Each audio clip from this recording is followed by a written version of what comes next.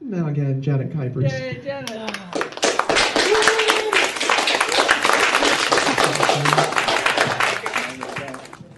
John explained to me that I come from a long line of gentrifiers. Whoa! I'm like, what? He's like, well, your dad actually moved out to the middle of nowhere at the suburb of Chicago, Right. and it is now like, it ended up being where like mobsters went to do stuff, and then it ended up becoming this great place that you have to have at least an acre of land, and it's a really expensive community to live in, which we don't live in. Her dad moved out to where the mafia used to hide the bodies after Oh, they man, they used to hide the And bodies. that's where they used to hide the bodies, Yeah. and you know, where the crime is, that's where the artists and Moved musicians to- and stuff go. And so there became this little thriving art community out in the woods out there. Yeah.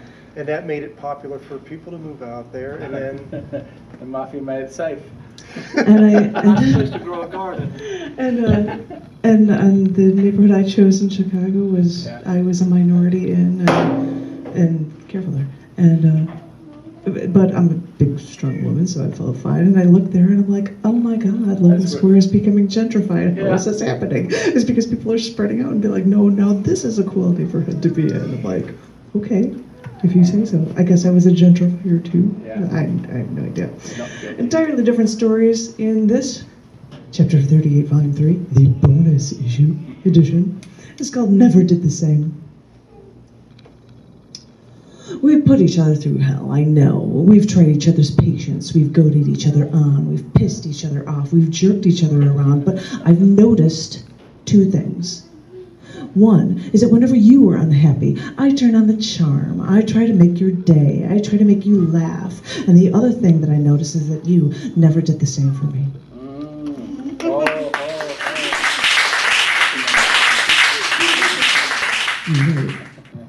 May he rest in peace. But I didn't kill him. Just so that you know, I didn't kill him. Body's It's okay. buried where? Oh my gosh, that's right. Oh my gosh. Oh my gosh, that was the funniest thing that became a haiku based on something my husband said. My mom's dad, these are all true. My mom's dad did odd jobs for the mob. My dad's dad poured concrete. Oh. Which is why I called it coincidence. Yeah. They didn't know each other. It's just a funny thing. Sorry. And speaking of my parents, this is called cocktail hour. I remember when I was little, when Dad would come home from work, Mom would always have 2 gin martinis ready for them. She put the glasses in the freezer with ice cubes in them an hour before he was due home. That way, their time to sit down together, well, then they could just talk about their day. Sometimes they'd joke, is it cocktail hour yet? And they'd look at the time, 4:55, close enough. And just so a little vermouth, sometimes they'd pour a capful of vermouth in, swirl it around the glass with the ice cubes in it, and then pour the extra vermouth out.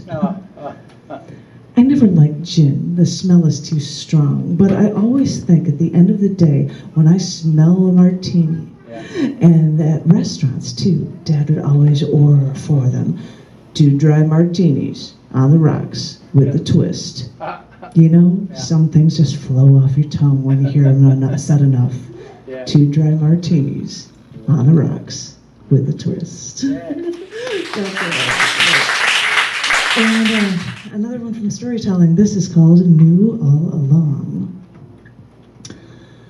So my friend Joe owned this bar, and Joe was a great guy. He had this thing, though, against guys with motorcycles. He didn't want motorcycles in his parking lot. He didn't like anybody in leather or having motorcycle boots in his bar. So I thought one day, to get him for thinking like that, well, I decided I'd come up with a plan. It's like this. The bar is laid out with the entrance at one side of the main entrance, so I decided I'd ride a motorcycle through his bar with full leather outfit and a helmet on so he didn't know who it was, and then I'd go through the main entrance and exit at the entrance at the other side. So everybody was in the place. I was in the parking lot, and there was the front door. I was ready to go. And then someone opened the door for me. And for some reason, when I went through that front door, I couldn't turn my wheel. and I ended up running right into his jukebox. Oh, And so I tried reversing my way out of it, and I ended up running into Jack's cigarette machine. And his wife is behind the bar screaming for Joe to come out. Joe was in the back and totally missed all of this, while I managed to maneuver my way out of the doors onto the left before Joe ever even saw me there. And Joe put out rewards for information about who did this to his bar, and he swore up and down that about motorcycle riders. And I couldn't tell him that it was just a joke, that I didn't mean to break all of his stuff, right? So finally, after about 4 years, I told him at a party that it was me. yeah. He said, I knew all along.